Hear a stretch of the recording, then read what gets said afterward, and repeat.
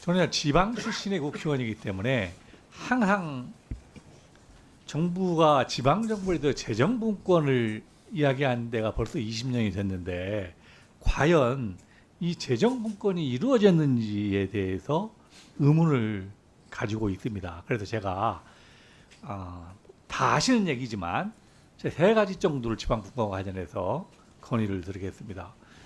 뭐 우리 장관님도 아시는 게 중요하지만 사실 여기 배석하신 우리 대한민국 최고의 예선장관님 우리 임기훈 차관님 그리고 심의관님들 실장님들도 꼭 한번 제 얘기 한번 잘 들어보십시오. 이게 중앙적 예산 전문가 생각하는 것하고 지방 정부가 느끼는 감념하고는 완전히 다르다는 생각이 듭니다.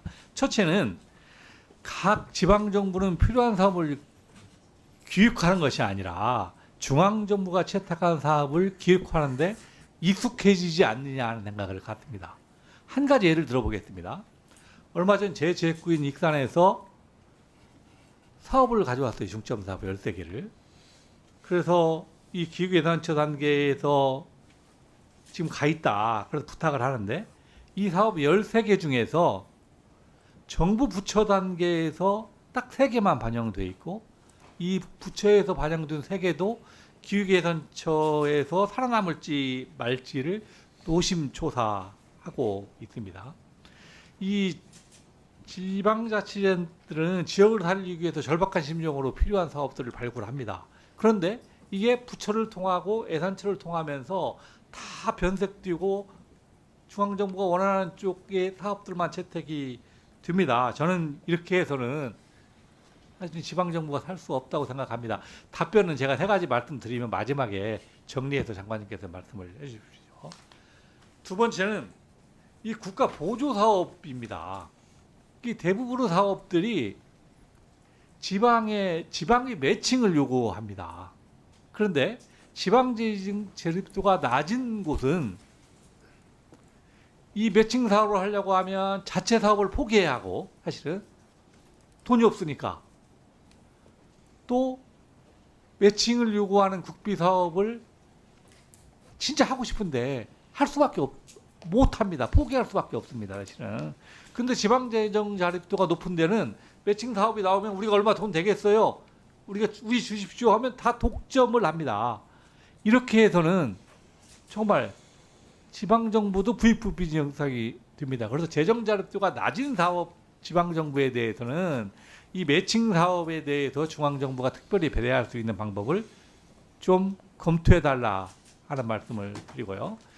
마지막으로 저는 굉장히 중요하다고 생각합니다. 이재명 정부가 출범해서 기재부에서 예산 기능을 분리해서 기획예산처를 설치하지 않았습니까?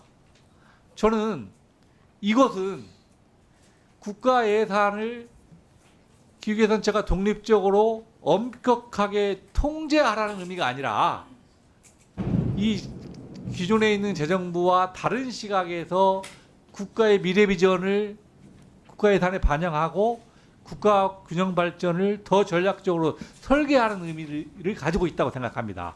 거기에 대해서는 우리 장관님께서 저는 100% 동의하실 거라고 생각합니다.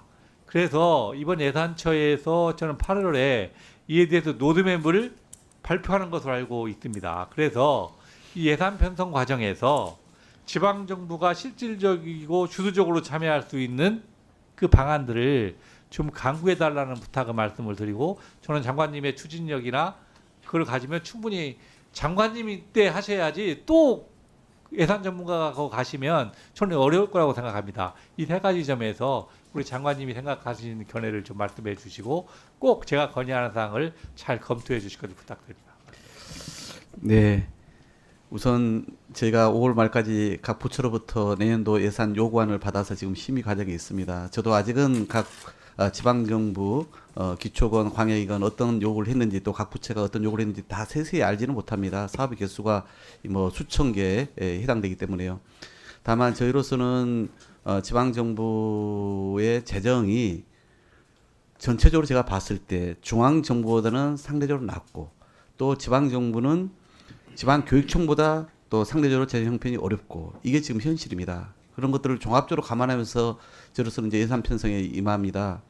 그리고 지방 정부가 요구하는 사업 중에 여러 가지 절차라든가 또는 뭐 중복성이나 또 사업의 어떤 효과나 이런 것들을 저희가 따져보지 않을 수는 없기 때문에 저희가 들여다보는 과정이 있다는 거고요. 그래서 향후에 저희가 이번에는 지방정부의 의견을 또 직접 듣기 위해서 제가 7월 말에는 17개 광역단체장들하고 이틀에 걸쳐서 개별적 면담도 지금 다 하게 되어 있습니다. 서울부터 시작해서 제주까지. 그래서 그런 이제 시도의 우선 사업으로 반영시키는 노력들을 기초단체장들께서 해주시면 좋겠다는 말씀을 우선 좀 드리고 싶고요. 그리고 이제 매칭 부분은 저도 참으로 좀 많은 문제식을 갖습니다. 가령 농어촌 기본소득을 확장했더니 인구수가 좀 많은 데는 또는 재능자료가 좀 괜찮은 데는 예를 들어서 이게 하고 싶어도 못하는, 왜냐하면 매칭 비율이 높다 보니까 이런 이야기를 농해수위 의원님들께서 지속적으로 지금 하고 계십니다. 저희들도 이제는 지방 우대와 관련된 여러 가지 재정 지원 원칙을 정했습니다. 그것이 이미 이번에는 7개 시범 사업에 하나고 있습니다만은 이제 논 일자리를 포함해 가지고 이걸 확대해 나갈 계획을 갖고 있거든요. 그래서 향후에 전체 이 국비와 지방비의 매칭뿐만 아니라 지방의 재원을 좀 더 자율 우리가 이제 향후에 이 개정을 초광역 개정을 만드는 걸 포함해서 그래서 이제 이렇게 좀 지방의 부담을 완화시키는 방향으로 더 노력을 할 것이다는 말씀을 드리겠고요. 그다음에 기획처에 대한 말씀을 주셨는데 저는 두 가지로 다 잘해야 된다 생각합니다.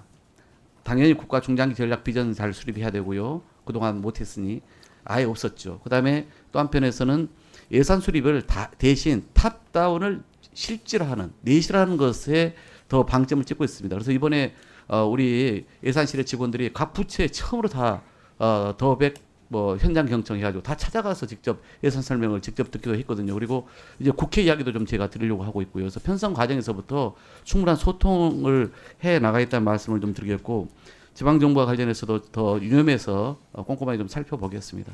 예산들을. 예. 예.